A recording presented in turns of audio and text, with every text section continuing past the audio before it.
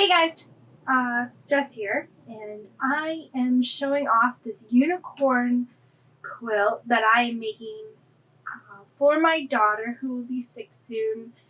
And this is going to be a twin size, and I'm kind of just doing it off the top of my head.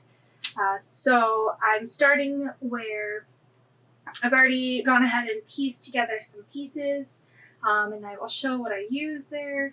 And I thought I'd kind of give you a quick intro here on what I am doing.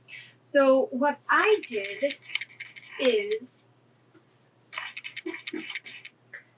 I decided to start with a panel because I like working with panels.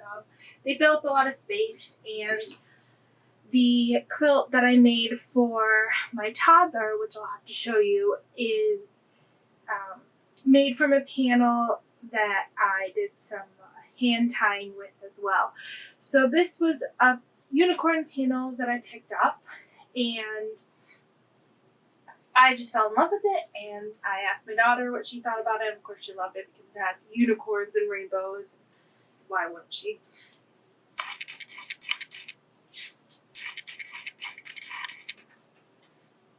Then I went in and I found different fabrics. So while I was walking around, and I walked over to the jelly rolls because I really like how the fabric's already pre-cut. It saves you some time, and usually it's fabric that goes well together.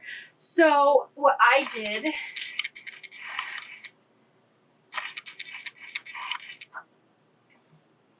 is I picked up this jelly roll here. And I go, oh, it has unicorns on it, and it has a pretty gold shininess and flowers. All things my daughter loves. So I held it up to the panel, and I thought, well, these jelly rolls go really well together with this panel. And just so if you're not familiar with how a jelly roll comes, it's in these long strips, at least in this situation. And these are pre-cut 2.5 inches to allow for a 1/4 inch seam allowance, and they are, I believe, by 42 inches or so lengthwise. So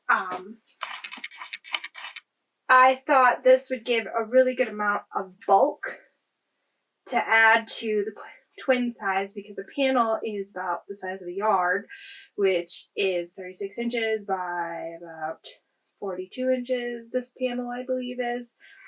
So obviously a twin size is a lot bigger. A twin size is normally, I think my daughter's was, somewhere width-wise of 42 to 45 inches, and I believe lengthwise it was like 80 inches or so. So that I had to fill in some space. So that's where the jelly roll came in. Jelly roll, I thought, wow, this is enough fabric, I think, to kind of get me through, add some bulk.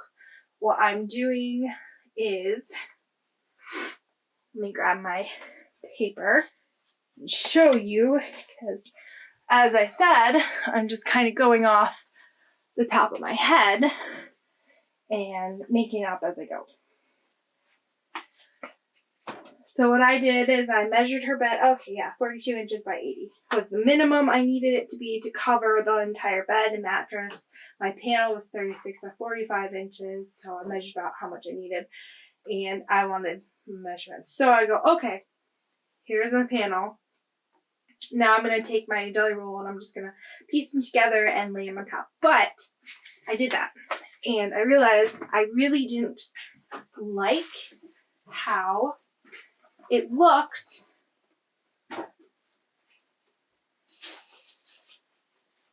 just in the layers.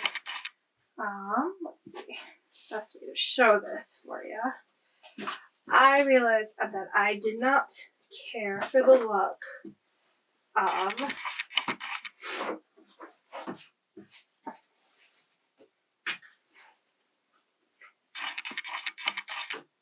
this blockiness here.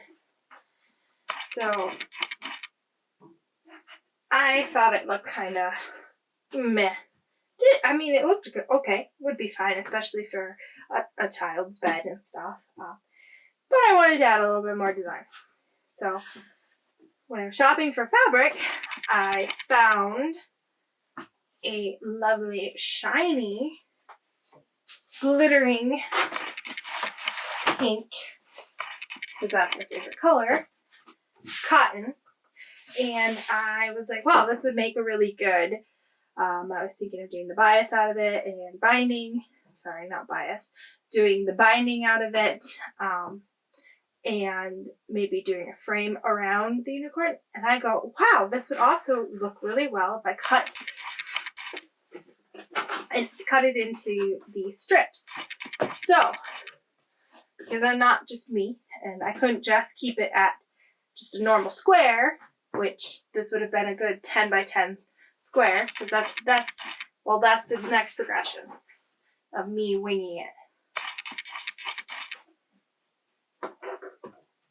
Is I basically was like, wow, that looks pretty, but I need more because it's me. So I decided I would take that square, cut it in half, cut out pink squares and cut those in half, and then stitch them together. So then I got my two pieces. But you notice here how my pattern kind of lines up.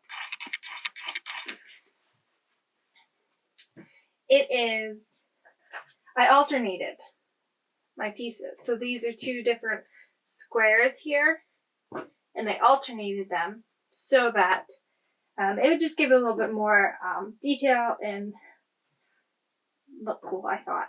So I think these go really well together. I really like this pattern that's happening here. And this, I think, gives my quilt a little bit more pizzazz than just a basic block line stitch like I was going to do. Or the squares. I really like how that's turning out. To top it, and then these two are going to be topped. It's going to be topped, excuse me, let me back up on that. This panel here will be topped with this size and everything. And it will have one on the bottom, and then it will only have along the side this, just the one to go along the side. I'm still debating on framing my panel with the pink glittery fabric, but so far I'm just working on creating my top and bottom of the panel and going from there and piecing it together. So I just kind of wanted to catch you up on what I did since kind of starting from not exactly the beginning. And now that I've caught you up, I'm going to go ahead and start working on the bottom piece of my panel.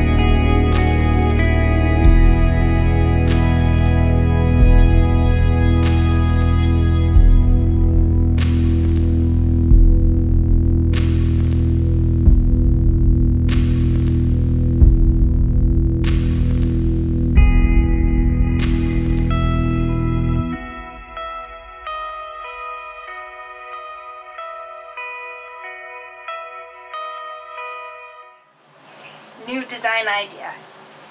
Maybe when I do the sides, I do it rotated differently.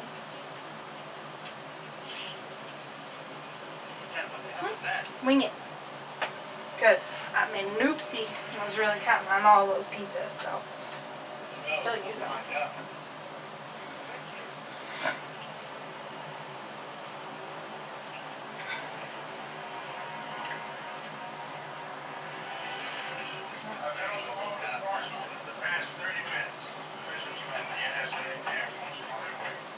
Yeah, I'll just rotate them when I'm doing it on the sides.